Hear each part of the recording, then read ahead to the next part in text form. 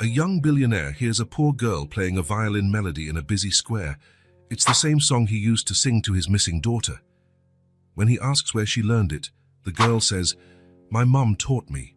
She said it was my dad's." He is shocked to discover the truth. The heels of Graham Whitmore's Italian shoes echoed through the empty corridor of the Monarch building. It was almost 8 in the evening, and everyone had already gone home. Everyone except him. Graham loosened his tie while he waited for the elevator. In the reflection of the metal doors, he saw the exhaustion on his face. 42 years old, grey hairs at the temples, and dark circles under his eyes that no amount of money could erase. The shareholders' meeting had been particularly tough that day. Numbers, charts, projections. He handled all of that with mastery. People were the problem. They always had been. The elevator arrived with a soft ding, empty, just the way he preferred. Outside, New York City pulsed under the orange-hued sky of early evening. Graham had a driver at his disposal, as always, but something made him wave the car away. "I'll walk a bit, Arthur. You can go." The driver looked surprised, but didn't question him. Nobody questioned Graham Whitmore. The streets were buzzing with life. People heading home from work, tourists taking photos, street vendors closing up their stalls. Graham walked with his hands in the pockets of his $3,000 suit, oblivious to it all. His mind was still in the boardroom, on the numbers that needed improving next quarter, on the decisions he had to make. That was when he decided to cut through a small square between two commercial blocks. The place didn't match the city's frantic pace. There were old trees, wooden benches, and a small fountain in the center. At that hour, few people were around, and then he heard it. The first notes made Graham stop in his tracks, as if he'd taken a punch to the stomach. A gentle, delicate melody played on a violin. A melody he knew like the back of his hand. It can't be. His steps became automatic, guided by the sound that pulled him like a magnet. He walked around the fountain and saw, sitting on one of the benches, a little girl no older than 6. She wore a simple dress, a bit too large for her size, and her brown hair was tied in a messy braid. In her small hands, a child-sized violin that had clearly seen better days. But the music was perfect. Graham felt the world around him disappear. The melody carried him to another time, another place. A room painted a soft yellow, a crib with star-shaped mobiles, a dark-haired, gentle, smiling woman rocking a baby while he, Graham, played that very same song. How is this possible? The girl ended the piece with a delicate lift of the bow. Only then did she notice she was being observed. Her large brown eyes fixed on Graham with a child's curiosity. "You play beautifully," he said, his voice harsher than he intended. The child smiled, revealing a gap where she was missing a front tooth. "Thank you, sir." Graham felt his hands tremble. He needed to ask. He needed to know. "That song? Where did you learn it?" The girl placed the violin on her lap with the care of someone holding a treasure. "My mum taught me. She said it was my dad's." Something inside Graham broke, an invisible but deep crack, like thin ice under too much weight. His eyes burned, and it took all his strength to keep his composure. "Your dad?" "Yes, but I never met him." She shrugged with the kind of indifference only children can show in the face of great tragedies. "My mom says he left before I was born." Graham took a deep breath. His mind was racing, trying to find a logical, rational explanation. That song couldn't exist. He had composed it for his daughter, for Rebecca. A song that had never been recorded, published, or shared with anyone besides his wife. His wife, now gone. His daughter, now gone. Both lost in the fire that destroyed everything 7 years ago. The girl was watching him, curious about his prolonged silence. Graham noticed the details he'd missed at first glance. The shape of her face, the slightly pointed chin, the small upturned nose. Familiar traits that sent chills down his spine. "What's your mom's name?" he asked, almost whispering. The girl hesitated. "She doesn't like me talking to strangers." Graham felt a pang of guilt. Of course he shouldn't be interrogating a child alone in a park, but he needed to know more. "You're right. I'm sorry for asking." He took a step back, trying to appear less intimidating. "My name is Graham." The girl smiled again. Nice to meet you, Mr. Graham. I'm Clara. Clara. The name hit Graham like a cold wave. It wasn't his daughter's name, but something about this child, about that music. A cell phone rang. The girl quickly pulled an old device from the pocket of her dress. Hi, Mum. Yes, I'm at the park. Okay, I'm coming. She hung up and started putting the violin away in a battered case. I have to go. My mum's waiting at the bus stop. Graham wanted to say something, to stop her, to ask more questions, but he held back. It was a pleasure meeting you, Clara. Do you play too? She asked, standing up. Graham swallowed hard. I used to, a long time ago. Clara waved goodbye and hurried away, the violin case swinging at her side. Graham watched her until she turned the corner, unable to move. Minutes later, he was still standing in the same spot, feeling the world spin around him. 7 years of emotional isolation, 7 years burying any feeling under layers and layers of work and responsibilities. And it only took a few minutes, a few musical notes, for everything to surface. Graham finally moved, leaving the square with heavy steps. His phone vibrated in his pocket, probably another work emergency, another problem only he could solve. He ignored it. For the first time in years, something more important occupied his thoughts. Something he couldn't explain but couldn't ignore. That song, that girl, Clara. Graham arrived at his penthouse apartment feeling utterly stunned. He waved the butler away with a dismissive gesture and went straight to his office. He poured himself a whiskey, neat, and drank it in one gulp. The notes of that lullaby still echoed in his mind, disturbing and familiar. A melody that should have died with his family. With trembling hands, Graham opened the bottom drawer of his desk, the one he always kept locked. Inside was a small wooden box he hadn't opened in years. He took a deep breath and lifted the lid. There lay the only things that survived the fire: a partially melted gold wedding ring, a photograph singed around the edges, and a few sheets of handwritten music. The lullaby he had composed for his daughter, the same one he had just heard in the park. Graham didn't sleep that night.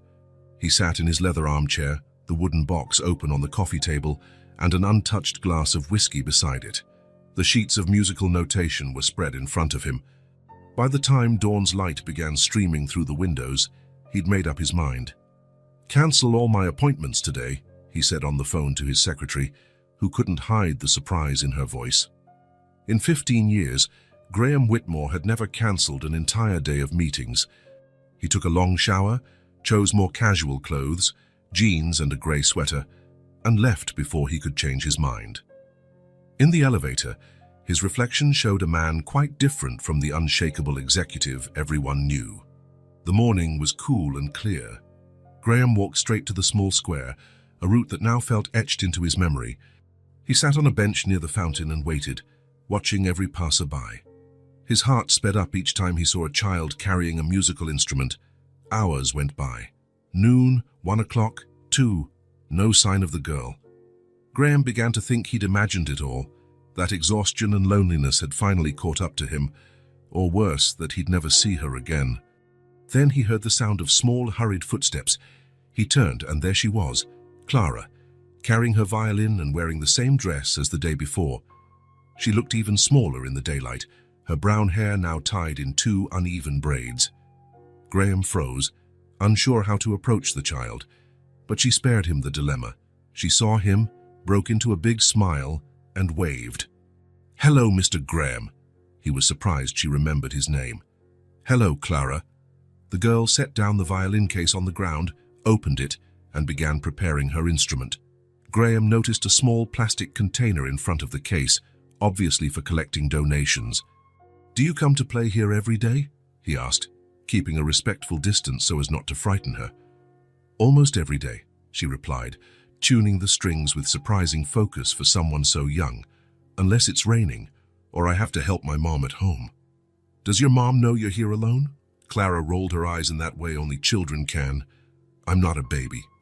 I know how to walk by myself, and the park is just 2 blocks from home." Graham nodded, not wanting to seem judgmental. "Of course. Sorry for asking." The girl smiled again, without any resentment. "It's okay. Want to hear a song?" "I'd love to." Clara positioned the violin on her shoulder, adjusted her chin and closed her eyes. She started playing, not the lullaby this time, but a cheerful melody Graham recognized as a popular folk tune. Her little fingers danced on the strings with impressive skill for someone so young. A few passers-by stopped to watch. A man in a suit dropped some coins in the container. An elderly lady applauded when Clara finished. The girl thanked them with a small bow. Graham felt a lump in his throat. Seeing this small child playing for coins affected him more than he expected. When the other onlookers went on their way, he approached her again. "You play very well, Clara. Where did you learn?" "My mom taught me the first notes. Then Miss Eliza gave me some free lessons because she said I had natural talent." She said the last part proudly. "But now Miss Eliza has moved away, so I practice on my own." Graham swallowed hard. Have you had lunch today?" Clara shook her head. "Not yet, but I'll eat when I get home." "I was thinking," he began, feeling strangely nervous. "There's a diner on the corner. If your mom wouldn't mind, I could buy you a meal as a thank you for the music." The girl studied him for a moment with a seriousness that seemed out of place on her childish face. "My mom says I shouldn't accept anything from strangers." "Your mom is right," Graham answered quickly. "It was inappropriate of me. I'm sorry." Clara frowned, thinking, "But you're not exactly a stranger. You told me your name yesterday, and you seem nice." She considered a few more seconds. "If we stay at the diner, where everyone can see, I think it's okay. My mom always says I should trust my instincts." Graham felt a mix of relief and admiration for the little girl's wisdom. "That's a great rule. And yes, we'll stay where everyone can see us." Clara carefully stored her violin, collected the few coins in the container. Graham noticed it was no more than $5 or $6, and walked with him to the corner diner. She didn't try to hold his hand, keeping a sensible distance, which Graham found prudent.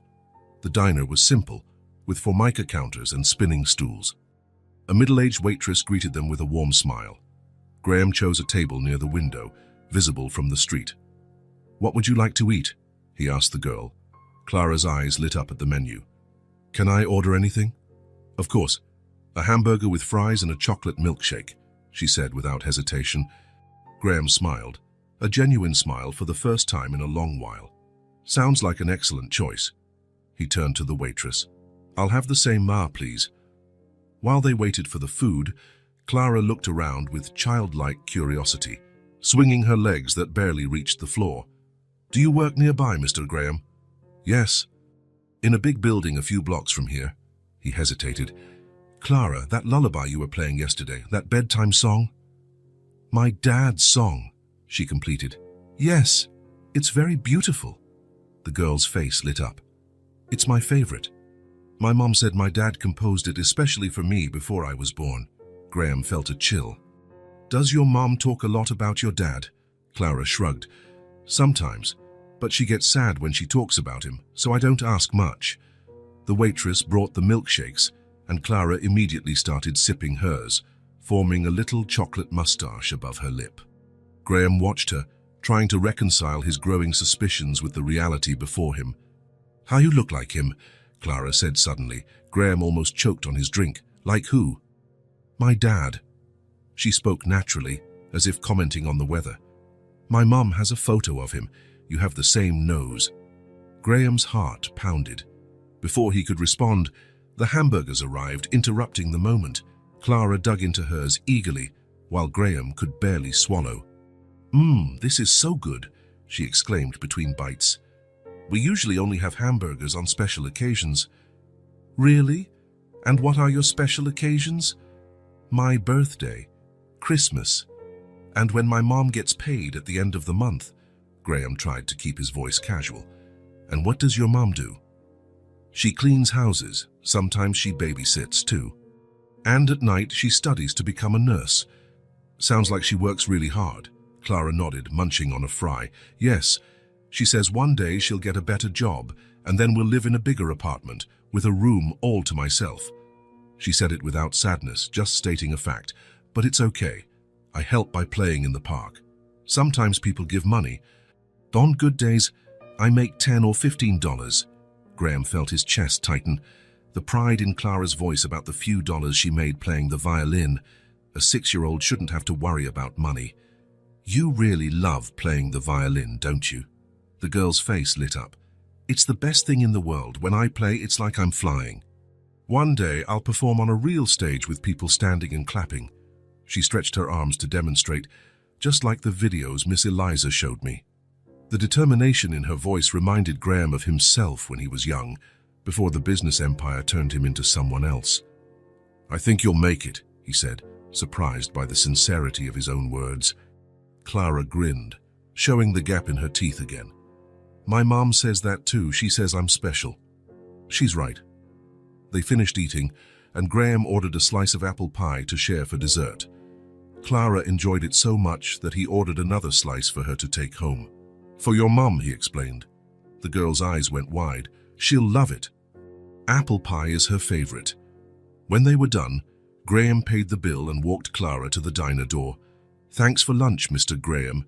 It was the best hamburger I've ever had. My pleasure, Clara. He hesitated.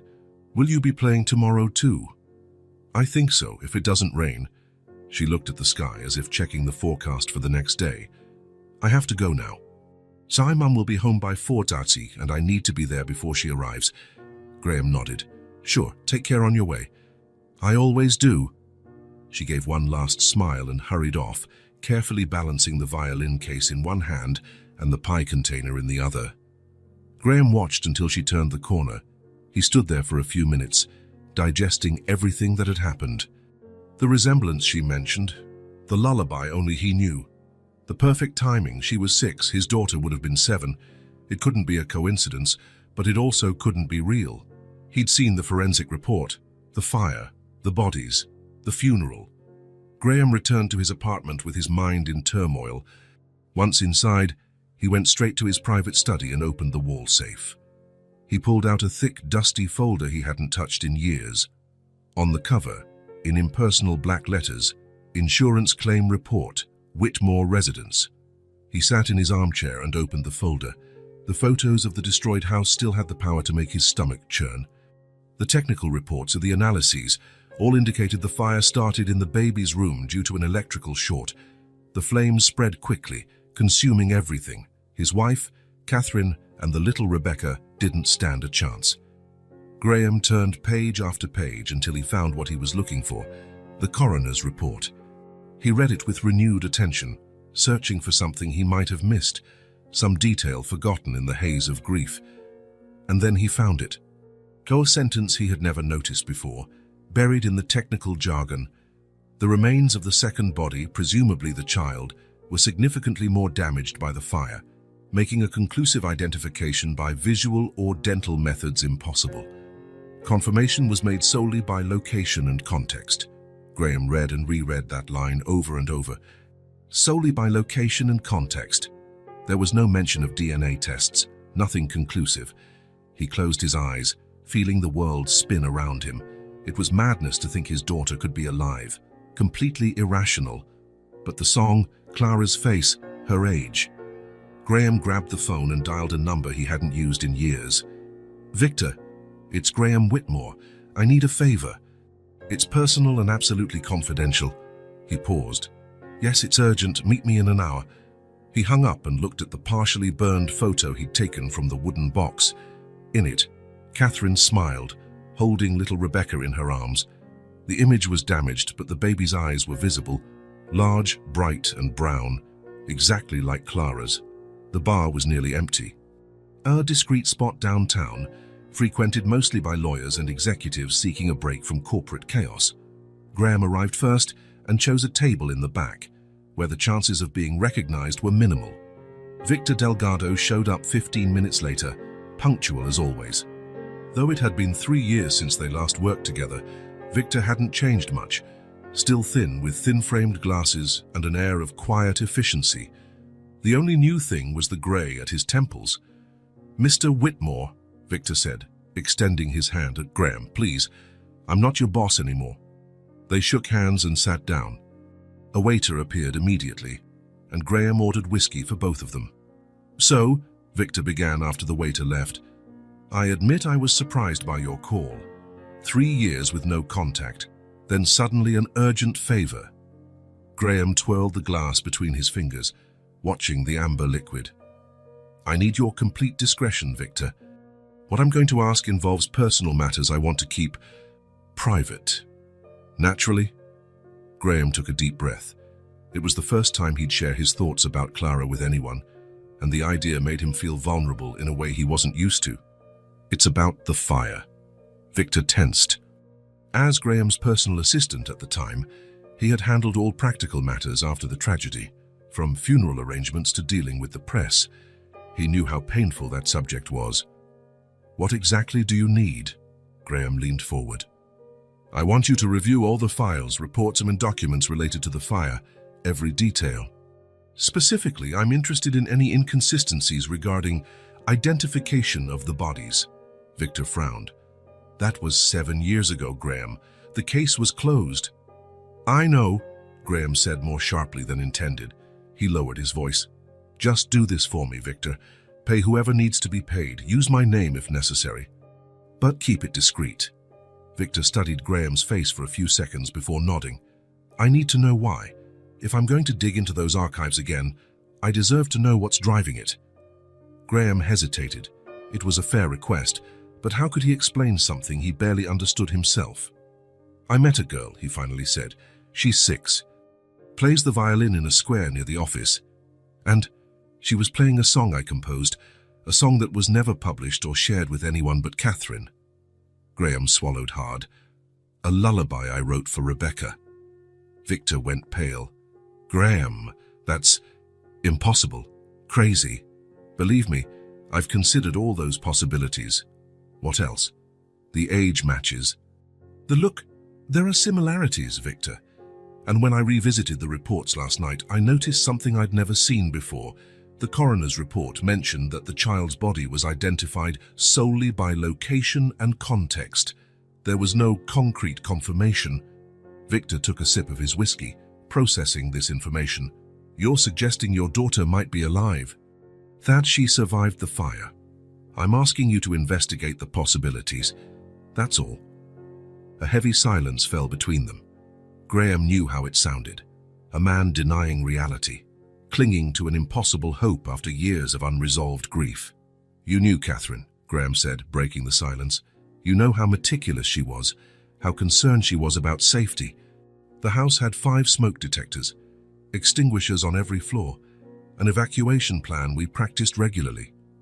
Accidents happen, Graham, even to the most careful people. I know. Believe me, I've spent 7 years accepting that. But now, Graham looked directly into Victor's eyes. I need to be certain. 100% certain. Victor sighed, giving in. I'll need a few days, maybe a week. Take as long as you need, and Victor, Graham hesitated, I'd also like you to track down everyone who worked for us back then, especially household employees. Looking for someone in particular?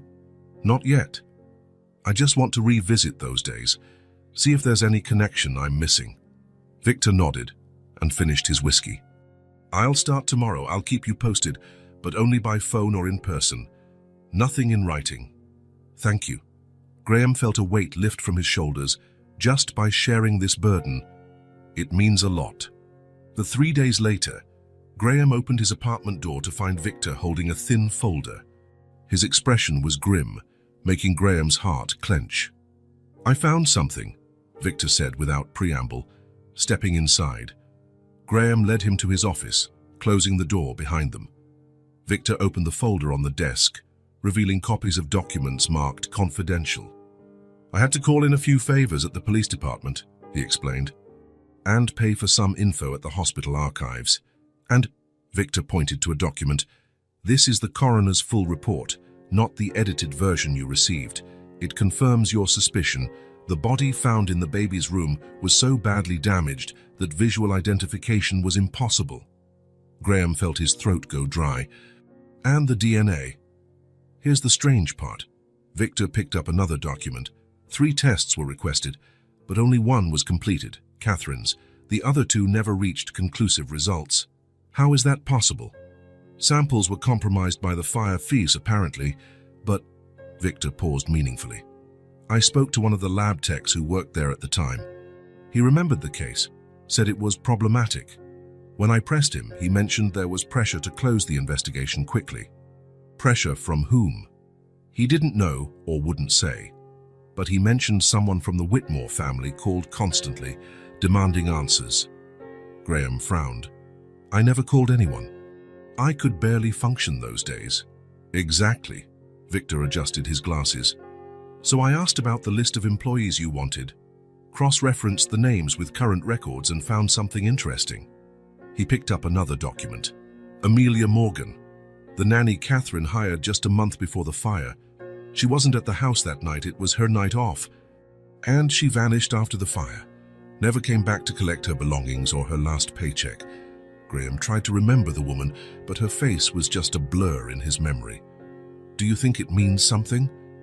I don't know, but it's an intriguing coincidence, isn't it?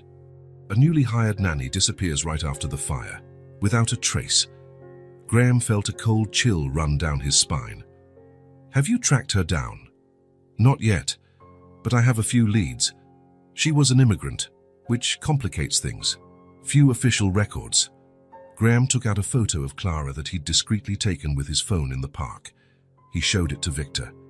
This is the girl, Clara. Victor studied the image for a long moment. She does resemble Catherine, he finally said softly, especially the eyes. Yes, Graham whispered. Victor handed the photo back. Graham, you have to understand the implications of what you're suggesting. If your theory is right, it means someone took your daughter from the house that night, before or during the fire. That wouldn't just be a bureaucratic mistake, it would be kidnapping. Or rescue, Graham countered. What if someone took her out to save her and never returned her, never informed the authorities? That's a crime regardless of the initial intent. Graham knew Victor was right, but he couldn't feel anger. Not yet. The possibility that Rebecca might be alive, that Clara might be his daughter, overshadowed everything else. Keep investigating, he said, putting the photo away. I want to know everything about Amelia Morgan, and I need more information about that fire. If it wasn't accidental. He let the sentence hang, unable to voice the possibility forming in his mind. Victor nodded, not needing to hear the rest. I'll find out. But Graham, he added, keep a clear head. Don't get too close to this girl until we're sure, for her sake and yours. Graham nodded, but he knew it was far too late for that advice. The thought of Clara had already taken root deep in his heart. The seed of doubt now grew into an obsession. The weeks that followed fell into a pattern Graham could never have anticipated in his meticulously organized life. In the mornings, he worked with renewed intensity, packing meetings and major decisions into a few hours. In the afternoons and whenever possible, he found an excuse to leave early. His executives noticed the change but dared not question him. Graham Whitmore rarely explained his actions, and the company continued to thrive under his command. If he now left the office at 3 o'clock a few times a week, there must be a good reason. His destination was always the same, the small square where Clara played her violin. Today he found her sitting on a bench, focused on a school workbook. The violin rested in its case beside her. Graham approached slowly, already familiar with the routine. Math? He asked, sitting at a respectful distance. Clara looked up and smiled when she recognized him. Over the past few weeks, their encounters had become more frequent, almost a friendship. Multiplication, she answered, wrinkling her nose. It's harder than addition. Graham nodded seriously. I always found multiplication complicated too. Liar, Clara exclaimed with a laugh. Grown-ups know all the tables. Not true. I still use a calculator for tough problems. Clara appeared to consider this an extraordinary revelation. She closed the workbook and carefully placed it in her worn backpack. Did you finish your homework? Asked Graham. I'll finish at home. Now I want to play a bit. She took the violin from its case with her usual care. I learned a new song. Want to hear? Graham felt his chest warm at her excitement. Of course.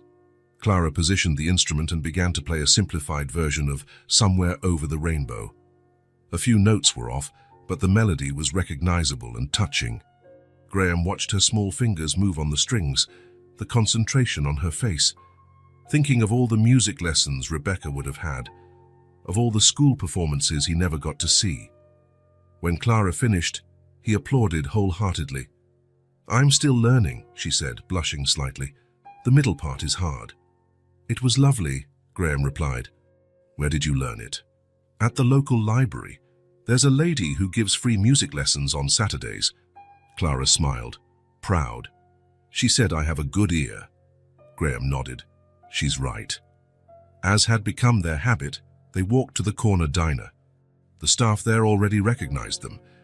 The waitress would smile when they came in and start preparing a chocolate milkshake for Clara, even before she asked. "How was your week at school?" Graham asked, while they waited for their order. Clara began telling him about her teacher, her classmates, and the science project they were working on. She spoke with the same seriousness about the challenges of multiplication, or about the girl who pulled her hair during recess. Graham listened attentively, fascinated by every detail of her life. Sometimes he had to remind himself that he was also here as an investigator, not just a friend. Victor was still searching for Amelia Morgan, but without much luck so far. The records were scarce, and the years had erased many clues. "Mr. Graham?" Clara's voice brought him back to the present. "You look sad." Graham blinked, surprised by the girl's keen perception. "I'm not sad. I'm just thinking." "About sad things," she insisted, gazing at him with those intense brown eyes so reminiscent of Catherine's. "Maybe a little," he admitted. "Sometimes grown-ups think about complicated stuff." Clara nodded as if she fully understood. "My mom makes that face sometimes too, when she thinks I'm not looking." Graham felt a pang of guilt. He never directly asked about Clara's mother, though his curiosity consumed him. Part of him was afraid of what he might discover, that this was the woman who might have taken his daughter. Another part, more rational, knew he needed more proof before any confrontation. "Your mom works a lot, right?" he asked casually. "Yes. She cleans 3 different houses, and at night she studies." Clara took a sip of her milkshake. "But on weekends, we do fun things together. If we have enough money, we go to the movies or a museum." "That sounds great." "It is." Clara hesitated, fiddling with her straw. "Mr. Graham, can I ask you something?" "Sure." "Why do you like talking to me so much? Adults don't usually talk to kids this much." The question caught him off guard. Graham felt his heart race, unsure how to answer without revealing too much. "I think you're great company," he finally said. "I like hearing you play and talking with you. You're special." Clara smiled, satisfied with that answer. "You're nicer than Uncle Conrad." Graham froze. "Uncle Conrad? He's my mom's brother," Clara explained, not noticing Graham's sudden tension. "He doesn't like kids very much. He always complains when he comes over." Graham tried to keep his voice casual. "Does he come to your place a lot?" "No. Only when he needs to talk to Mom about grown-up stuff." Clara shrugged. "I stay in my room when he visits." "He's boring." Graham nodded, processing this information. Conrad was a common name, of course. It had to be a coincidence. It had to be. When they finished eating, Graham paid the bill and walked back with Clara only to the entrance of the square, respecting the boundaries set by Clara and her absent mother. "Thanks for the snack, mister." "Graham," she said, adjusting her backpack and violin case. "It was my pleasure." Clara hesitated for a moment, then, in a quick and unexpected gesture, gave Graham a hug. It lasted just a few seconds, enough for him to catch the scent of children's shampoo in her hair, to feel the small warm weight of her body. Before he could respond, she was already stepping away, waving as she ran toward her street corner. Graham stood there, overwhelmed by an emotion he couldn't name, a feeling rising in his throat. The void he had carried for years felt a little smaller, as if Clara was slowly filling in those broken spaces inside him. That night, Graham sat alone in his apartment, staring at the city lights through the window. For the first time in 7 years, he allowed himself to imagine a different future, a future where he wouldn't be alone, a future with a child's laughter echoing through the once empty rooms. His phone rang, interrupting his thoughts. "Graham," it was Victor's voice, intense and urgent. "I've found Amelia Morgan. The address is 347 Maple Street. Apartment 2C, Victor said over the phone. An old building in the eastern part of town, low rent, but the neighborhood is decent. She works as a housekeeper for 3 families and studies nursing at night, just like the girl mentioned. Graham gripped the phone, staring at the slip of paper where he'd written the address. Are you sure it's her? Absolutely. Amelia Morgan, 36 years old, hired by your wife a month before the fire. Worked 3 days a week as a nanny. After the fire, she disappeared. Moved to another city for 2 years, then came back with a young daughter. The dates match up, Graham. And the connection to Conrad. Victor hesitated. No concrete evidence yet, just coincidences. But I discovered that, after the fire, a significant amount of money was withdrawn from your brother's personal account. $50,000 in cash. Graham shut his eyes, absorbing the information. Thanks, Victor. I'll handle it now. Graham, Victor said, sounding worried. Do you want me to go with you? This could be complicated. No, I need to do this alone. He ended the call before Victor could argue. For several minutes, he stood still, looking at the address written on the paper. So many questions swirled in his mind, so many contradictory emotions. Anger, hope, fear, guilt. After 7 years believing his family was dead, after 7 years burying his emotions under layers of work and isolation, the possibility that his daughter might be alive left him stunned. He grabbed his car keys and left without telling anyone. The building on Maple Street was exactly as Victor had described, old but well-maintained. There were potted plants by the entrance and colorful curtains in the windows. A modest place, but still preserving a certain dignity. Graham parked across the street and spent nearly half an hour watching the entrance. He saw residents coming and going, an elderly couple, a woman with groceries, a teenager wearing headphones, ordinary people living ordinary lives. Finally, he mustered the courage to cross the street. The lobby was clean with a small hall of mailboxes. There was no intercom or doorman, just a door leading to the stairwell. Graham climbed slowly to the second floor, his heart pounding louder with each step toward apartment 2C. He stopped in front of the door for a long moment. On the other side, he could hear soft music, someone practicing violin. Clara, probably. The tune was simple and sweet, occasionally interrupted when she missed a note and started over. Before he could lose his nerve, Graham knocked on the door. The music stopped abruptly. He heard light footsteps approaching, then the door opened a few inches, held by a security chain. A woman of medium height, brown hair in a simple bun, and cautious eyes peered through the gap. Yes, she asked, voice controlled. Graham tried to speak, but the words stuck in his throat. Suddenly, he vaguely remembered that face, one of the many household employees who passed through the mansion, a peripheral presence he barely noticed back then. I'm Graham Whitmore, he managed at last. The woman showed no surprise. Her eyes narrowed slightly and she swallowed before replying, I know who you are. A tense silence settled between them. Graham noticed her fingers trembling on the chain. We need to talk, he said, keeping his voice low. About Clara. Mentioning the girl's name made something shift in the woman's expression, a mix of fear and resignation, as if she'd always known this moment would come. Mom, who is it? Clara's little voice sounded in the background. Amelia Morgan took a deep breath and turned her head. Just someone visiting, honey. Keep practicing your music. I'll talk here in the hallway for a moment. She shut the door, and Graham heard the chain being removed. When the door reopened, Amelia stepped into the hallway, closing it behind her. How did you find me? She asked, crossing her arms defensively. Does it matter? Graham fought the swirl of emotions threatening to overwhelm him. What matters is Clara. She's my daughter, isn't she? She's Rebecca. Amelia closed her eyes for a moment, as if absorbing a physical blow. When she opened them, they held a fierce determination. Not here, she said. There's a coffee shop at the end of the street. We can talk there. Shall tell Clara I'm stepping out?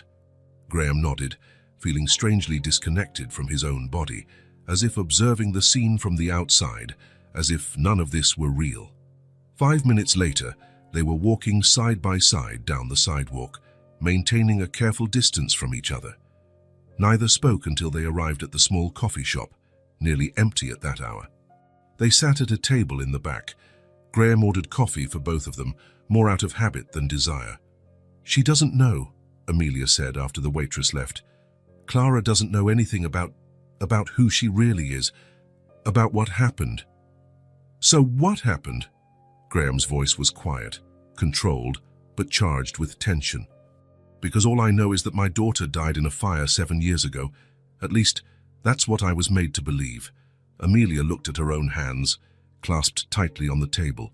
For a few seconds, she seemed to weigh what to say, or whether to say anything at all. I never planned any of this," she began at last. "I was just the nanny, hired a few weeks prior. Your wife, Catherine, was kind to me. The baby, Rebecca, man, was a sweet child, easy to care for." Graham felt a lump in his throat at hearing his wife's and daughter's names spoken so casually after so many years of silence. "That night," Amelia continued, "I wasn't working. It was my night off." She took a deep breath. "I lived in a small apartment a few blocks from your house. It was late, almost midnight, and I was awake studying. I heard a car pull up outside, near the alley. From my window, I saw a man get out in a hurry. He was carrying something in his arms." Amelia paused when the waitress brought their coffees. She waited until the waitress left again. "I thought it was strange. People didn't usually stop in that alley, especially at that time. Then I saw the man place whatever he was carrying on the ground, look around nervously, and run back to the car. He drove off at high speed." Graham listened with growing tension, his body rigid as a violin string. "Something told me I should check. I went down the stairs and headed for the alley.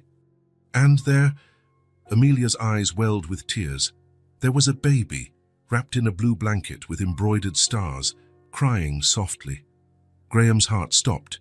He recognized that blanket. It had been a gift from his mother when Rebecca was born. "I picked her up," Amelia continued. "She stopped crying immediately, as if she recognized me, and I recognized her. It was Rebecca, the Whitmore's daughter." "And you didn't call the police?" Graham's voice came out harsher than he intended. "You didn't contact me." Amelia shook her head. "I was confused, scared. It was late at night. I was an immigrant on a temporary visa, and I had just found the baby of the family I worked for, abandoned in an alley. I took her home, trying to figure out what was happening. I thought about calling the mansion to see if everything was okay." She took a sip of coffee, her hands still trembling. "Before I could decide what to do, I fell asleep holding her. The next morning, I woke up to the news of the fire everywhere. The Whitmore mansion had been destroyed. Your wife and daughter, gone. And that's when I realized—" "Realized what?" Graham prompted. "The man I'd seen leaving the baby. I had seen him before, at the mansion. It was your brother, Conrad. He visited sometimes. I recognized him." Graham felt the ground vanish under his feet. "Conrad? My brother Conrad took my daughter out of the house before the fire." Amelia nodded slowly. "I realized something terrible had happened, that somehow Conrad was involved. I was terrified. If I showed up with Rebecca, who would believe me? I was just a newly hired immigrant nanny up against the brother of a powerful man." "So you ran," Graham said, his voice filled with accusation. "I ran to protect her," Amelia countered, her voice suddenly firm. "At that moment, I didn't know what was going on, but my instincts told me the child was in danger. If Conrad had taken her out of the house before the fire, he might have planned the whole thing," Graham finished, the realization crashing down on him like a weight. The fire, Catherine's death, everything. A heavy silence fell between them.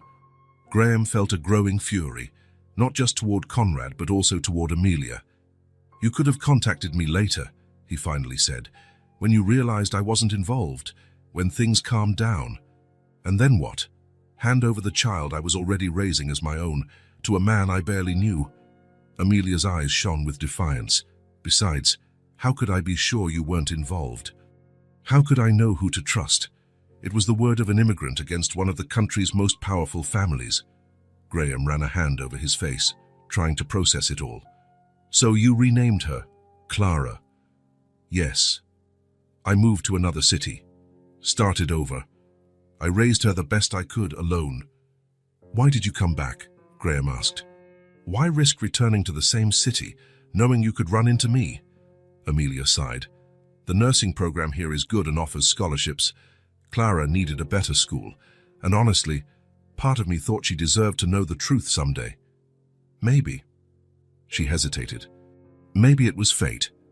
Graham looked out the coffee shop window, watching people pass by, unaware of the drama unfolding within. His mind was a whirlwind of contradictory emotions. For 7 years, he said softly, there wasn't a single day I didn't think about her, that I didn't miss her, that I didn't wonder if I could have done something differently. Amelia watched him in silence, and all that time, my own brother. Graham swallowed hard, unable to finish the sentence. Why? For control of the company? For money? I don't know, Amelia answered. I never really understood. But I do know he left her alive. He could have... She didn't complete the terrible thought. Graham closed his eyes for a moment, letting reality settle in. When he opened them, a new resolve shone there. I need to be sure, he said. A DNA test. Amelia nodded slowly. I know. I expected that. Then what? Graham asked, his voice betraying the turmoil within. What happens after that, Amelia? She straightened her shoulders, both defensive and maternal. Clara is my daughter. I raised her. I cared for her when she was sick, held her hand on her first day of school, taught her to play violin. Every memory she has, every important moment in her life, I was there. Graham felt a stab of pain and envy. All those lost moments, all those firsts he never witnessed. But she's also my daughter, he said, his voice choking with emotion. My blood, the only family I have left. They stared at each other for a long moment, two adults bound by the child they both loved, in different but equally intense ways. I'm not going to take her away from you, Graham finally said. That would only hurt her. But I want to be part of her life. I want to get to know her for real, not just as a stranger who buys her lunch in the park. Amelia studied his face, looking for any sign of deceit or manipulation. After a moment, her shoulders relaxed slightly. Clara will need time, she said. We'll have to tell her gradually, when she's ready. I can't just say that the man she met in the park is her biological father. I understand, Graham agreed, feeling both disappointment and relief. We'll do it your way, at her pace. Silence fell again, but it felt less tense, more contemplative. You raised her well, Graham finally said. She's amazing. A small smile touched Amelia's lips, the first since they began talking. Yes, she is. Smart, talented, kind. Graham's throat tightened. Catherine would have been proud. The mention of Catherine made Amelia's eyes fill with tears. She was a good person. Kind to me, when many employers weren't. Graham nodded, feeling the weight of losing Catherine all over again.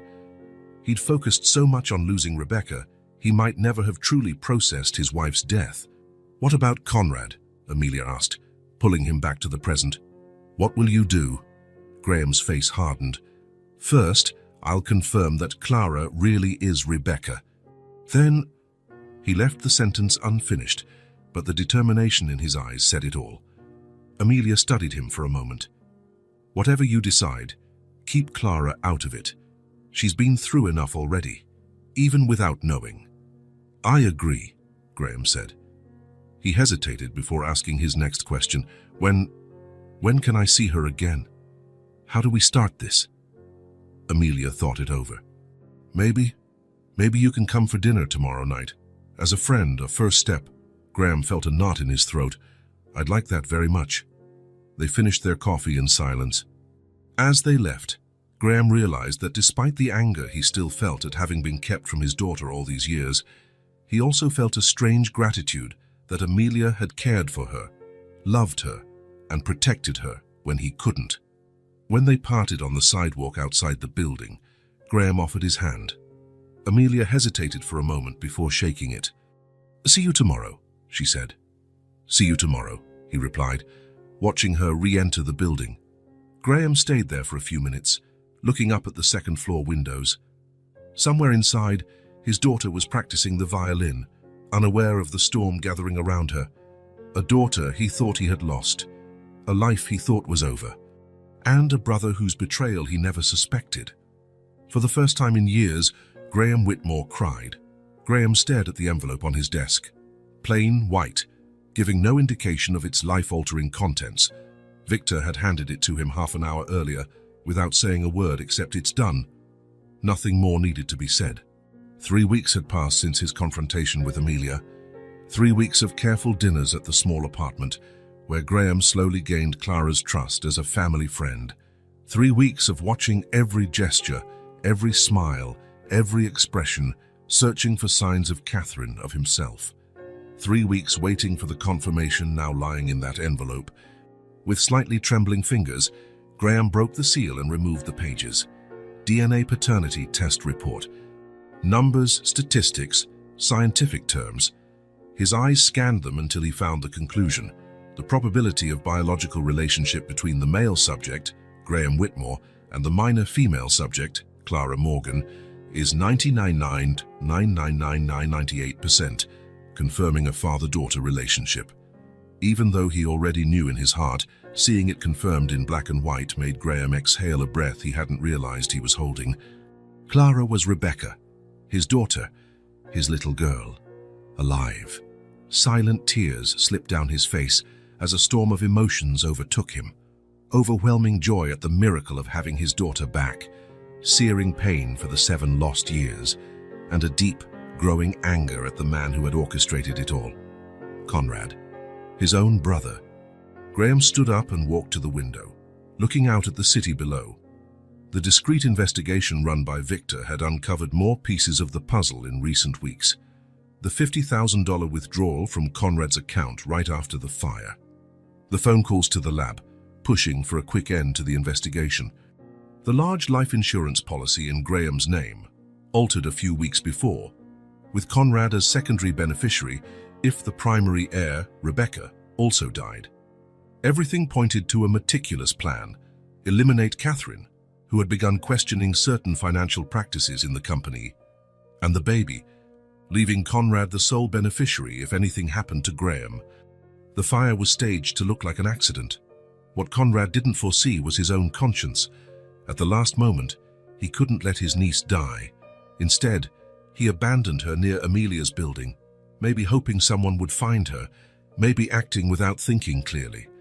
A moment of reluctant mercy that ultimately saved the girl's life.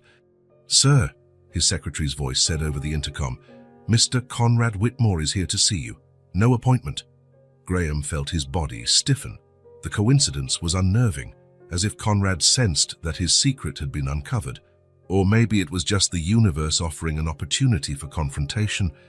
"Send him in," Graham replied, quickly locking the DNA report in his desk drawer. Conrad entered with his usual confidence, wearing a flawless suit and the easy smile he used in business meetings. At 45, he was just 3 years older than Graham, but the years had been kinder to him. Fewer wrinkles, still dark hair, the look of someone who had never shouldered the weight of grief. "Graham, I hope I'm not interrupting anything important." "What can I do for you, Conrad?" Graham's voice was neutral, controlled, though his heart pounded hard against his ribs. Conrad seemed to sense something different in his brother's greeting, but he continued, taking a seat without being invited. "I just stopped by to discuss the merger proposal with the Miller Group. The numbers look good, but I think we can push for better terms." He smiled. "Also, it's been a while since we caught up outside of formal meetings. How's life, brother? I've heard you've been stepping out of the office more lately."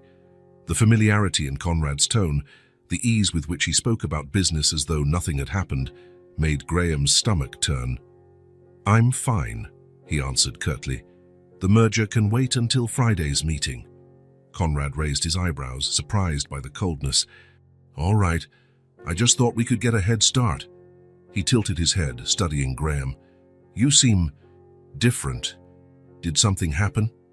Graham stared at the man before him, his brother, with whom he'd grown up and shared childhood memories, whom he had trusted all his life. How could Conrad look him in the eye after what he'd done? "Why did you do it?" The question slipped out before he could stop it, low and full of contained emotion. "Do what?" Conrad looked genuinely confused. Graham struggled to maintain composure. The company. Was it that important? Dad always said I'd take over the presidency, regardless of you being older. Did it eat at you that much? Conrad's confusion gave way to caution. What are you talking about, Graham? The fire, Graham said, each word heavy as lead. Catherine. Rebecca. Conrad's face drained of color instantly. For just a second, panic flickered across his features before his expression shut down completely. But it was enough. The clearest confirmation Graham needed. I don't know what you're talking about, Conrad recovered, but his voice lacked its former confidence. The fire was a terrible tragedy. You know how much I suffered too, losing Catherine and little Becca. Hearing his daughter's nickname used affectionately by the man who had tried to kill her was too much for Graham. He stood abruptly, hands braced on the desk. Don't you dare say her name, he hissed, leaning forward. Not when you left her in a dark alley, wrapped in her blanket after killing my wife. Conrad also stood, now clearly panicked. You've lost your mind. I won't stand here and listen to these ridiculous accusations. She's alive, Graham said, throwing down the words like a challenge. Rebecca is alive. Conrad. The child you abandoned survived. The impact of those words hit Conrad like a physical blow. He staggered slightly, gripping the chair for support. His face now was a mask of pure terror. That's impossible, he muttered. You're bluffing. The DNA test came in today. I have proof of the money you withdrew after the fire, of the calls you made to the forensics lab, of the changes in the insurance policy. Graham spoke with a coldness he didn't know he possessed. It's over, Conrad. The silence that followed was thick, weighed down by 7 years of lies and betrayal. Conrad looked like he'd aged a decade in mere minutes, his face lined by the burden of exposed truth. What are you going to do? He finally asked, voice barely above a whisper. Graham regarded this man, his brother, his daughter's uncle, his wife's murderer. The hatred he'd felt in recent days still burned like an ember, but there was also something else. Pity. Pity for someone so consumed by envy that he had destroyed everything around him. I'm going to protect my daughter, he answered simply. She's suffered enough. Graham, please. Conrad took a step closer, pleading. We can settle this between us. It was a terrible mistake. I never... Get out, Graham cut him off, his voice dangerously calm. Get out now, Conrad, before I forget that I once called you brother. Conrad hesitated, as if wanting to say something else, but the unyielding look in Graham's eyes dissuaded him. Without another word, he turned and left the office, shoulders slumped like a man much older. When the door closed, Graham sank into his chair, exhausted. The truth was out now, raw and undeniable. His own brother had destroyed his family out of greed, jealousy, resentment. The pain of that betrayal was almost as deep as the pain of loss he had carried for 7 years. Yet amid the darkness of that revelation shone a radiant truth.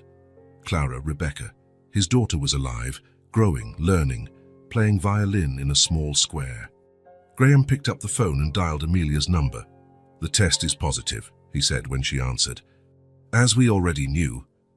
There was a moment of silence on the other end before Amelia replied, her voice tight with contained emotion. So? Now what? Now we protect Clara, Graham said, gazing at the photo of the little girl on his desk, a discreet snapshot from one of their recent dinners, and we start building something new together. The truth was confirmed. And as painful as it was, as much as it shattered the foundations of everything he believed, Graham knew he couldn't ignore it anymore.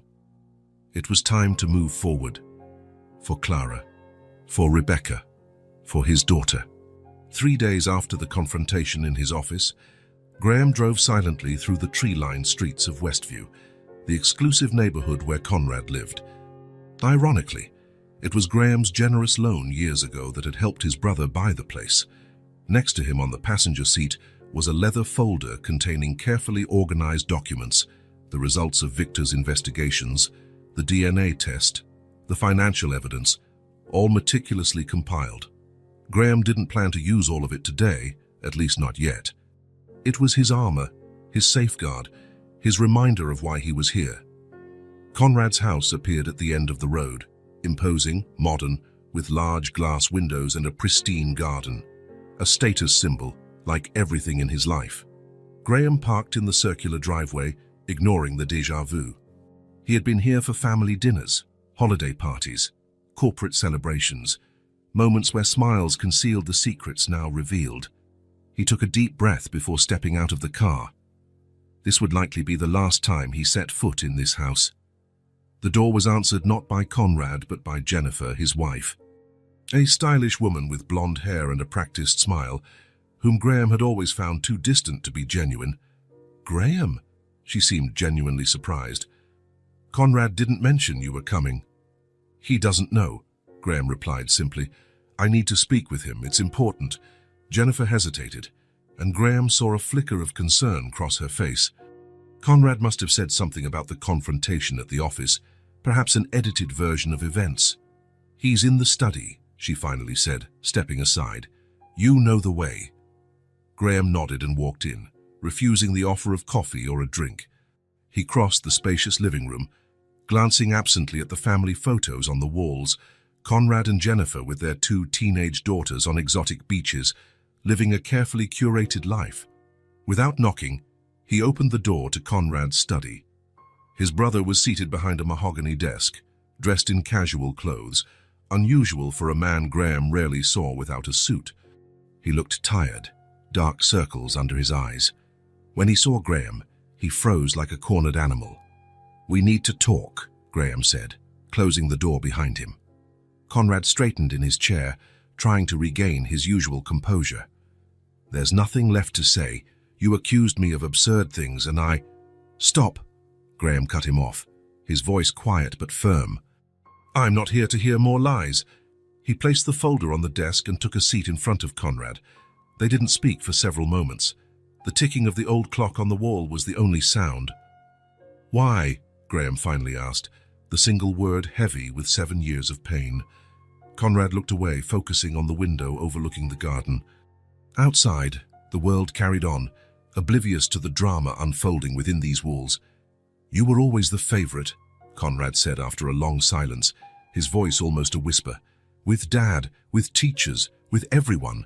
Graham the brilliant, Graham the responsible, Graham the natural heir." The bitterness in his words surprised Graham. He had known about some resentment, but never imagined it ran this deep.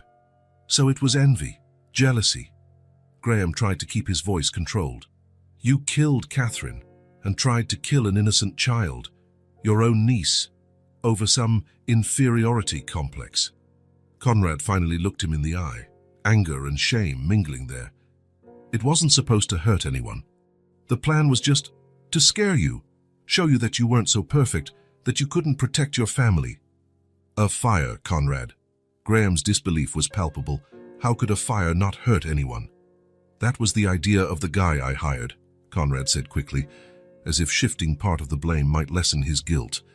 "It was supposed to be small, controlled, just a scare. But things got out of hand." Graham felt the blood boil in his veins. "Out of hand? Catherine died in that fire." Conrad's features contorted in a grotesque mix of remorse and self-preservation. "I never wanted that. You have to believe me. When I found out what happened, I was devastated." "But not devastated enough to confess," Graham shot back.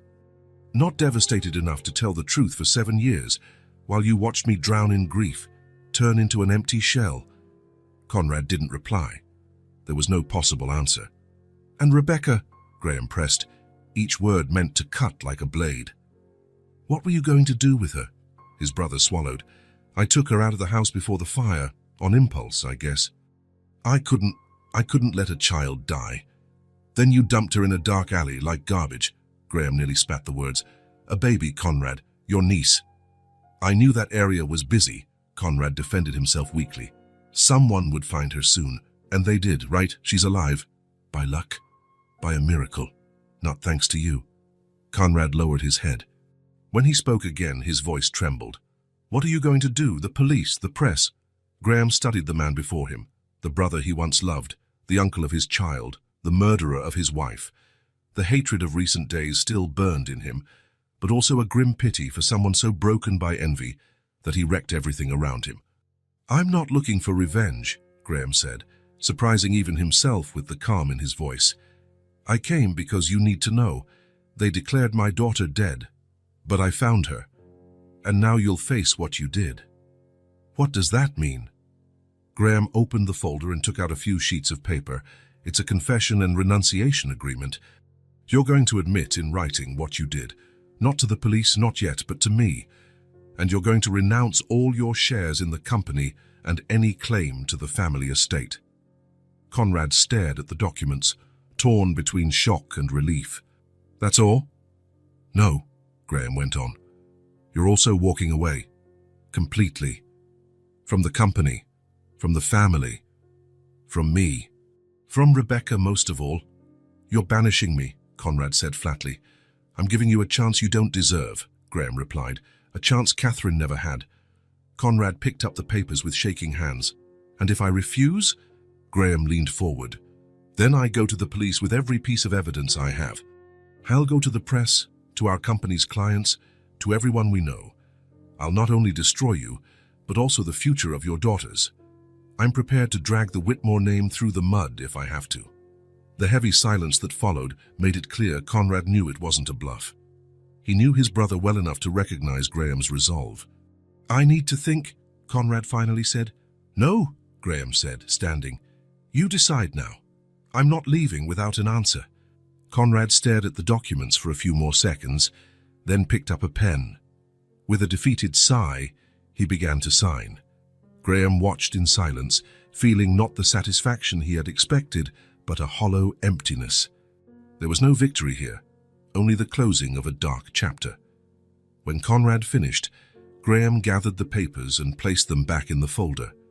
"I wish I could tell you that someday I might forgive you," he said, meeting his brother's eyes one last time. "But I'm not going to lie to you the way you lied to me all these years." Conrad nodded, defeat etched into every line of his face. "Are you going to tell her, Rebecca?" "Her name is Clara now," Graham said, "and she'll only know what she needs to, when she needs to. As far as she's concerned, you don't exist, Conrad. In truth, you never did."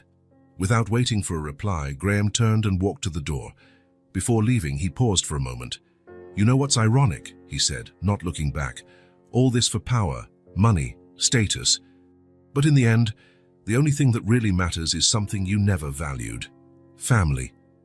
He left without waiting for an answer, closing the door quietly behind him. As he crossed the living room, he saw Jennifer standing near the stairs, her face a mask of worry and curiosity. Graham merely shook his head slightly, a gesture that conveyed everything and nothing, and continued on his way. Outside, the fresh afternoon air felt lighter, purer. Graham took a deep breath, feeling as though a massive weight had been lifted from his shoulders.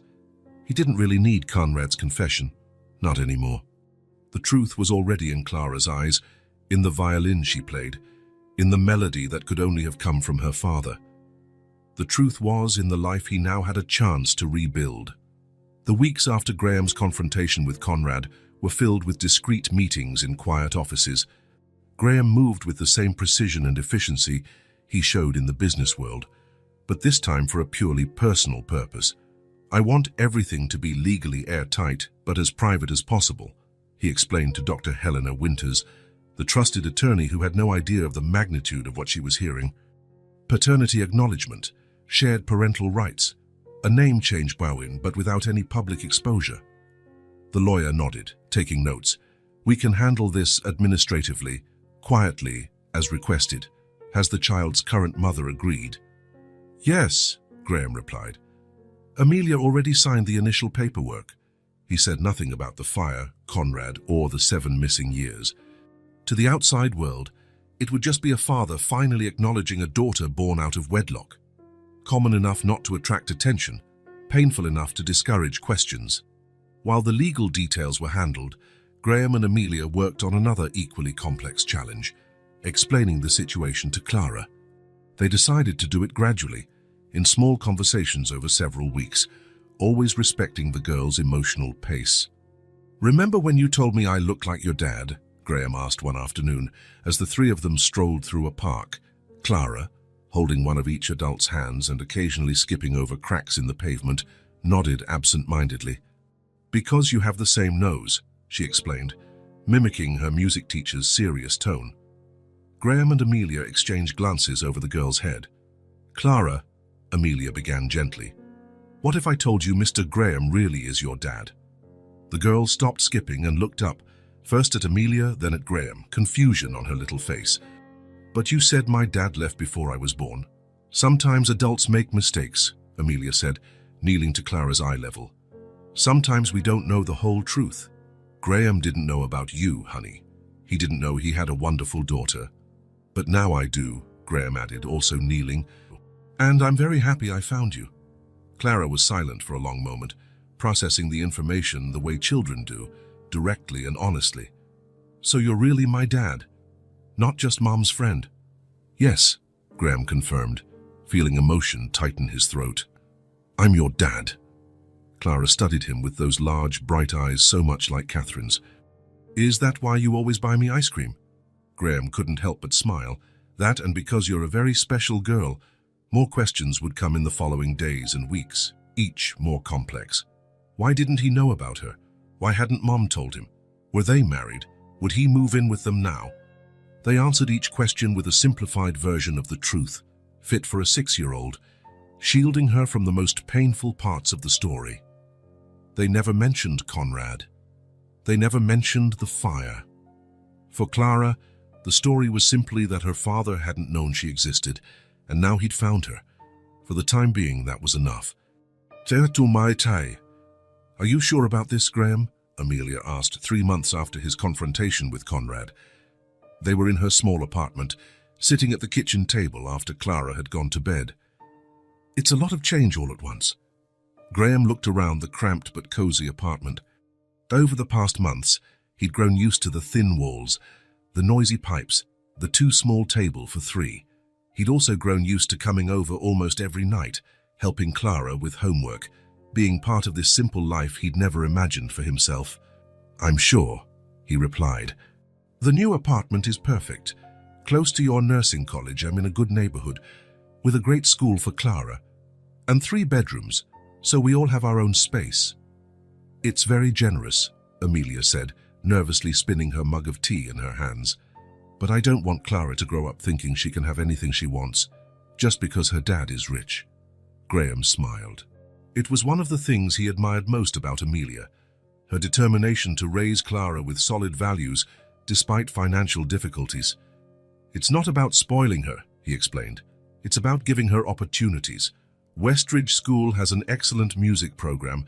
Imagine what Clara could learn there. Amelia didn't need to imagine. She had already researched that school as soon as Graham mentioned it.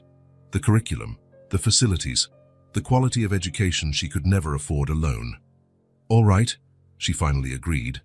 But I'll keep working and contributing to the expenses. And Clara has to keep her responsibilities, her chores, her limits.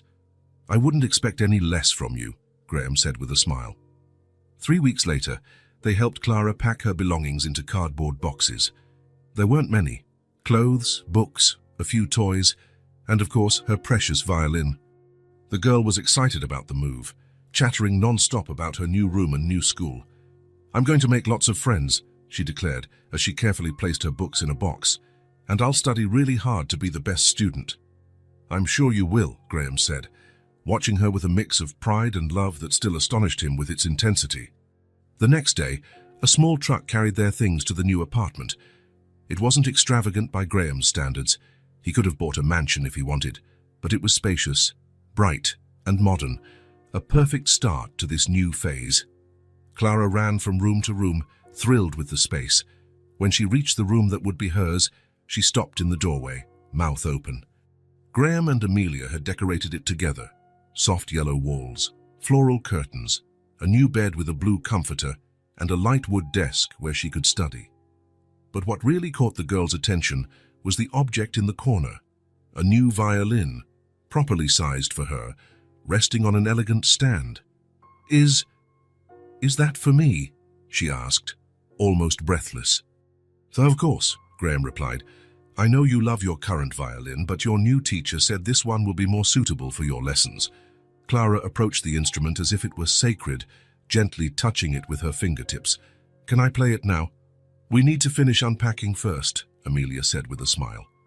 "Then you can play all you want."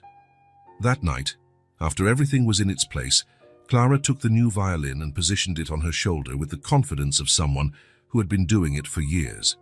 She closed her eyes for a moment, as she always did before starting, and then played the first note of the lullaby. The melody floated through the apartment, filling every corner with its sweet, nostalgic notes. Graham and Amelia stood in the doorway, tears in their eyes for different but equally profound reasons. When Clara finished, she looked at them with a radiant smile. "It sounds so much better on this violin." "It sounded perfect," Graham said, his voice unsteady. Clara set down the instrument and ran to hug him, then stretched her arm to include Amelia too. The three stayed like that for a long moment, an improvised family, bound by extraordinary circumstances and a love that had survived the unimaginable. The first day of school at Westridge arrived quickly. Clara was both nervous and excited, wearing her new uniform, a blue and white pleated skirt, white blouse, and a blazer with the school emblem. Her hair was braided neatly by Amelia, who'd mastered that skill over the years. "What if the other kids don't like me?" Clara asked as Graham drove to the school. "They'll love you," Amelia reassured her from the back seat next to her daughter. "Just be yourself." "What if I can't keep up in class? The teacher said they're already working on double-digit multiplication." "We'll help you with anything you need," Graham promised, glancing at her in the rearview mirror. "And remember, I still use a calculator sometimes." That earned a giggle from Clara, easing her tension a bit. The school was impressive, with red brick buildings and a large courtyard where children of all ages gathered before classes. Clara squeezed Graham's and Amelia's hands more tightly as they got out of the car. The academic coordinator greeted them at the entrance, a middle-aged woman with a kind smile. "You must be Clara. We're so excited to have you here. Mr. Daniels, your music teacher, is eager to hear you play violin." Clara's eyes widened. "He already knows I play." "Certainly," the coordinator said. "Your father told us about your talent when he enrolled you." Clara looked at Graham with surprise and gratitude, an expression he would treasure forever. Their goodbye was brief. None of them wanted to drag it out. Clara adjusted her backpack, took a deep breath, and followed the coordinator into the main building, turning around only once to wave. Graham and Amelia stood side by side, watching until the small figure disappeared through the door. "She'll be okay," Amelia said, mostly to herself. "She will," Graham agreed. "Clara's strong, like her mother." Amelia smiled, accepting the compliment without embarrassment.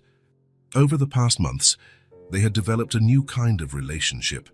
Not exactly friendship, not exactly partnership, but something unique, built on their shared love for Clara and the mutual respect growing day by day. When they returned home, the apartment felt oddly quiet without Clara's vibrant energy. Graham was supposed to go to the office, and Amelia had nursing classes in the afternoon, but both hesitated to resume their normal routines.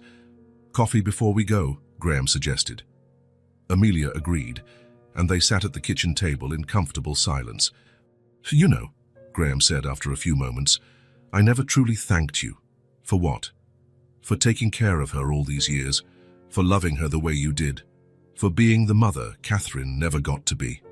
Amelia's eyes filled with tears. "You don't have to thank me for that. She's my life, always has been." "I know," Graham answered gently. "And that's why I'd never try to change that, never try to take your place. I just want to be part of her life too, yours and hers." Amelia nodded, understanding what he left unsaid, that this new family, this new arrangement, worked because all of them wanted it to work. Because the love for Clara outweighed any pride or resentment. When Clara returned from school that afternoon, bursting with stories about her new teacher, new friends, and the music classes starting the following week, Graham and Amelia listened with genuine interest, exchanging looks of contentment above the girl's head. That evening, Clara once again played the lullaby on her new violin, the melody filling every corner of the apartment with its nostalgic sweetness. "This song," she said thoughtfully after finishing, "is special, isn't it? It's not just any song." "No," Graham replied, sitting beside her on the sofa. "I composed it for you before you were born. Clara thought about that for a moment. So even when you didn't know where I was, I still had a piece of you with me. The simplicity and depth of that observation left Graham speechless. He just hugged his daughter, feeling the warmth of her small body, the beating of her heart, the solid reality of her existence that still felt like a miracle. Amelia joined them on the sofa, completing the perfect circle. Clara's life was only just beginning, now with opportunities, security, and the love of two parents who would do anything to protect her. And at last, after so long, Graham's life was starting anew as well. The alarm rang at 6:30 a.m., as it did every morning. Graham opened his eyes, looked at the familiar ceiling of his bedroom, and smiled. Through the slightly open window, the sun was beginning to rise, promising a bright, pleasant day. He got up with an energy he never thought he'd regain after so many years living like a shadow of himself. The reflection in the bathroom mirror showed a different man. The worry lines were still there, but his eyes had regained their spark, and his expression held a calmness he once thought impossible. In the kitchen, he brewed coffee and packed Clara's lunch with the care of someone still learning. A turkey and cheese sandwich, no crust on as she liked. Apple slices, so she wouldn't hurt her new tooth growing in. Orange juice in the purple thermos, never the blue ones, which was cursed by Clara's hilarious logic. And a little surprise, a hand-drawn note that he knew would make her smile. At 7:00 a.m., he gently knocked on her bedroom door. "Time to get up, sleepyhead," he teased, using the nickname Clara found amusing. A muffled groan emerged from under the comforter. Graham smiled. Mornings were always a small battle. One of the many things he'd learned about his daughter in the past 6 months was that she was definitely not a morning person. "Come on, Clara Belle." He tried another silly nickname. "You have music class today." The comforter moved, and a sleepy face appeared, brown hair sticking out in all directions. "Okay, but I need 5 more minutes." 3, Graham negotiated. 4, Clara countered. "Deal."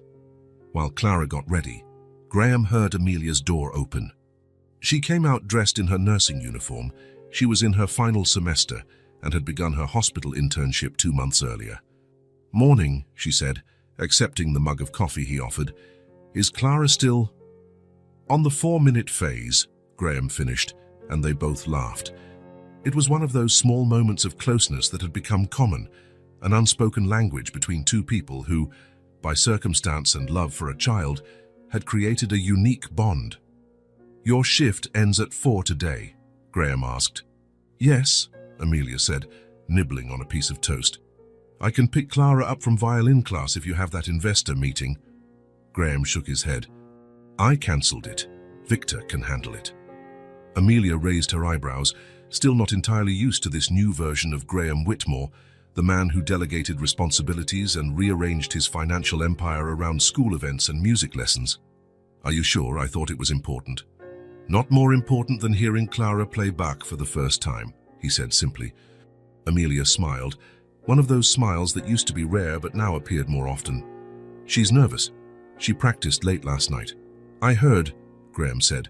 "Next time, we need to set a cut-off time before neighbors start complaining." Amelia laughed. Who would have thought the mighty Graham Whitmore would ever worry about neighbors complaining about noise?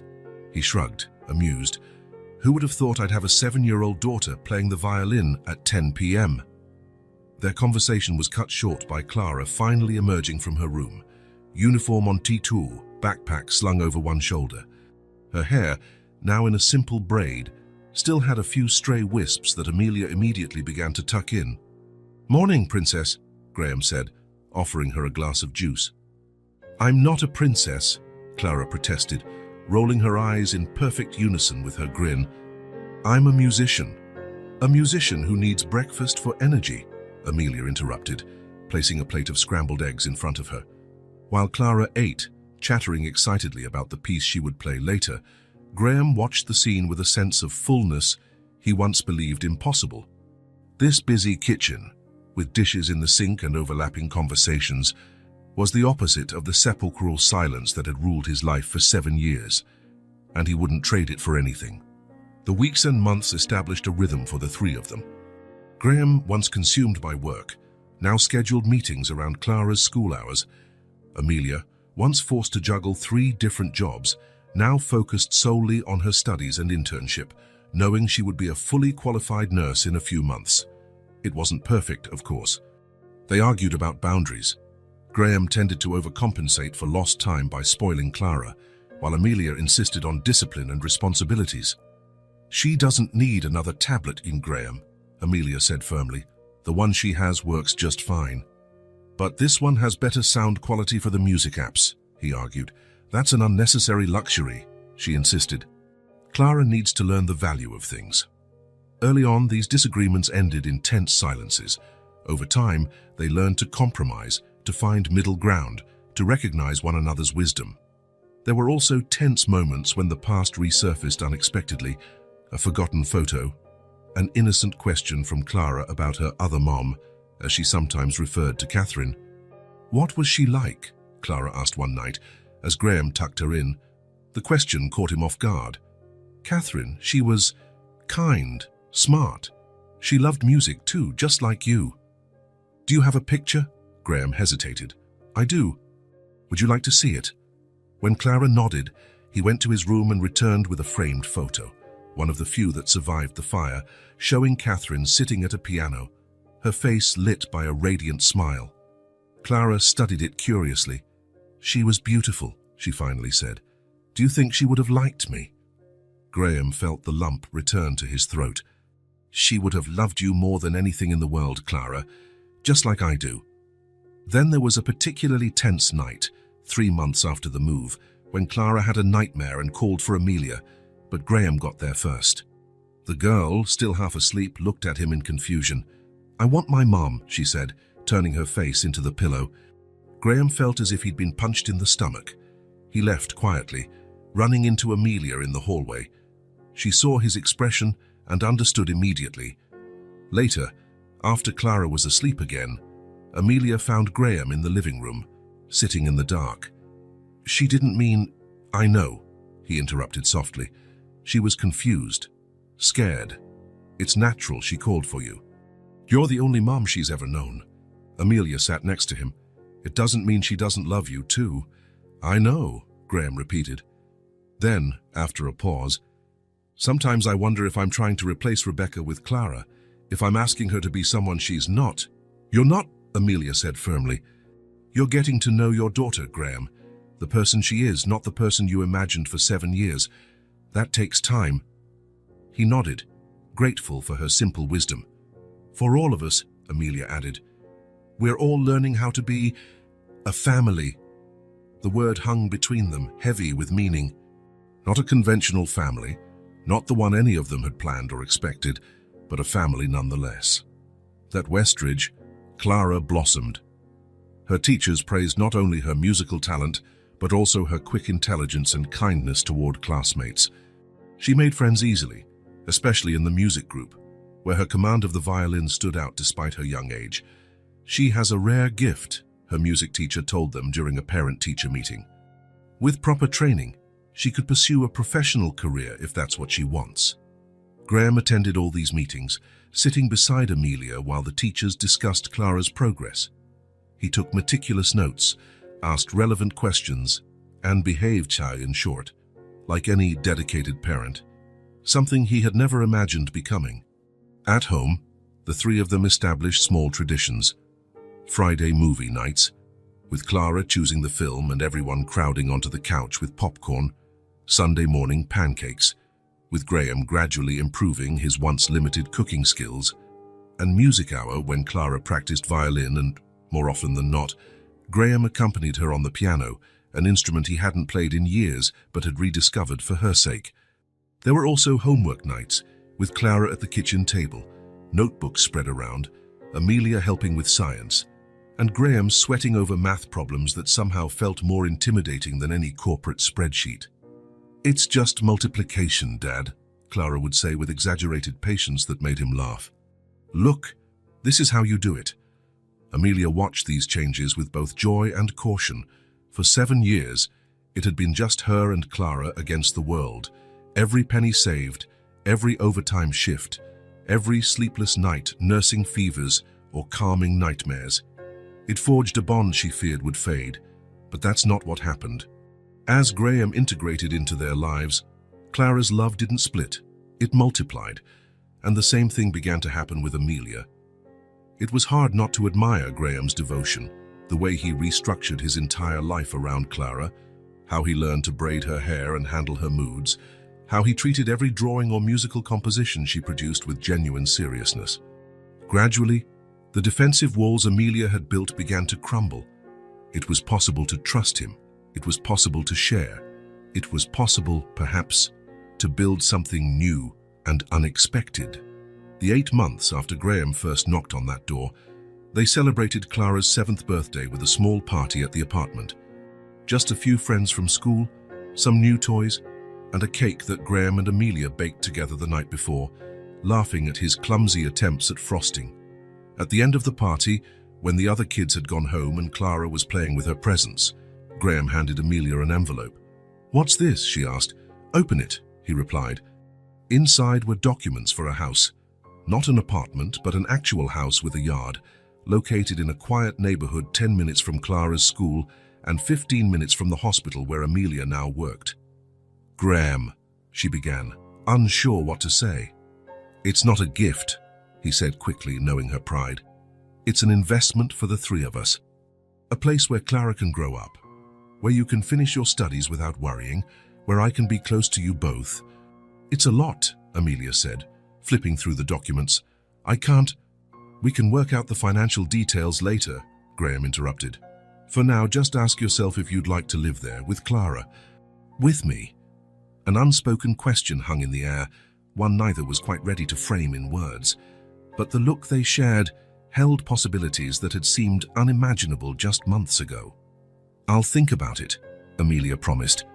3 weeks later, they moved into the new house. On a particularly beautiful spring Sunday, almost a year after their first meeting in the park, the 3 of them decided to go on a picnic. Clara insisted on bringing her violin, as she always did on outings. "You never know when inspiration might strike," she said with comical seriousness, echoing her music teacher's words. The park was full of families enjoying the weather. They picked a spot under a large tree, spread out a checkered blanket on the grass, and set out the food they'd brought: sandwiches, fruit, and homemade cookies Clara had helped bake. "This is the best Sunday ever," Clara declared after devouring her second sandwich. "Why?" Amelia asked, tucking a stray lock of hair back into her daughter's braid. Clara shrugged. "Because we're all together, and it's sunny, and I have my violin." The simplicity of her answer made the adults smile. For Clara, happiness was straightforward: being with the people she loved, doing what she enjoyed, feeling the sunshine on her face. After eating, Clara took out her violin and started to play. Not the lullaby this time, but a lively piece she had recently learned. Her fingers danced confidently across the strings, her face a mask of concentration that occasionally broke into a grin when she nailed a tricky section. A few kids nearby stopped playing and drew closer to listen, curious. "You play really well," said a freckle-faced boy around her age, his red hair gleaming in the sunlight. Clara smiled proudly. "Want to try?" She offered him the instrument. "Really? Are you sure?" He looked amazed by her offer. "Of course. Hold it like this. Yeah, now move the bow slowly." Soon, a small circle of children formed around her, each taking a turn trying to produce a few notes under Clara's patient guidance. Some managed decent sounds, others made squeaks that made everyone laugh. Clara didn't mind. She taught each one with equal seriousness, like a tiny teacher. Graham and Amelia watched from a distance, sitting side by side on the picnic blanket. "She's amazing," Graham said, pride evident in his voice. "She always was," Amelia replied with a soft smile. "Even in the hardest times, when I worked double shifts and could barely pay rent, Clara always found reasons to smile, to play, to keep going." "She has your strength," Graham noted, studying Amelia's profile. "Your ability to see the best in situations, to never give up." Without overthinking it, Graham took Amelia's hand, weaving his fingers through hers naturally. It was a gesture that had become increasingly common: small touches, casual contact, an intimacy that grew slowly, built on trust and mutual respect. "We are a family, Amelia," Graham said, tears threatening as he watched Clara laughing with her new friends. "Thank you for never stopping believing." Amelia squeezed his hand gently, her face lit by a serene smile. "I just followed my heart."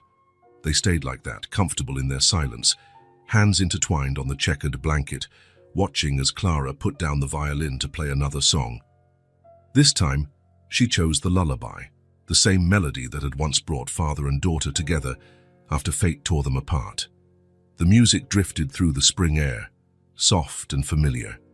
No longer a song of grief and loss, but of hope and new beginnings. The notes rose and fell, telling a story of separation and reunion, of broken hearts and healing hearts. Clara played with her eyes closed, fully immersed in the music. A gentle breeze ruffled her braid. The sunlight bathed her face in gold, and for a moment, Graham glimpsed both past and future in her, echoes of Catherine, echoes of himself, but mostly the unique person Clara was becoming.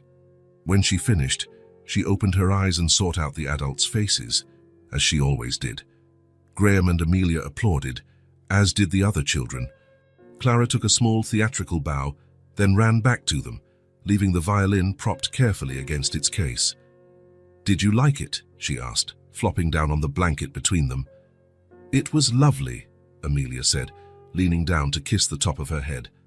"Perfect," Graham added. Clara beamed, satisfied, then jumped up again at the sound of one of her new friends calling her over to play. "Can I go?" she asked, already halfway there. "Of course," Amelia said, "but stay where we can see you." "And take care of your violin," Graham added. Clara nodded and dashed off to join the group of kids organizing some sort of game near the park's small lake. Graham and Amelia watched her go, then turned back to each other. A calmness rested between them now, a silent certainty that despite every obstacle, they had arrived exactly where they were meant to be. Under the open sky, bathed in warm sunlight, the three of them formed an image of wholeness none had ever expected to find. Graham, who once thought he'd lost everything. Amelia, who built an entire life shielding a secret. Clara, who grew up surrounded by a love that came from unexpected places. It wasn't a conventional family. It wasn't a story without scars, but it was real, alive, and thriving. And as Clara's music still resonated in their minds, one certainty settled in their hearts. Love, even when it faces the most unlikely obstacles, always finds its way back home. If this story touched your heart, subscribe to the channel and turn on notifications so you don't miss the next ones. Leave a like because it helps this story get recommended to more people. See you in the next story.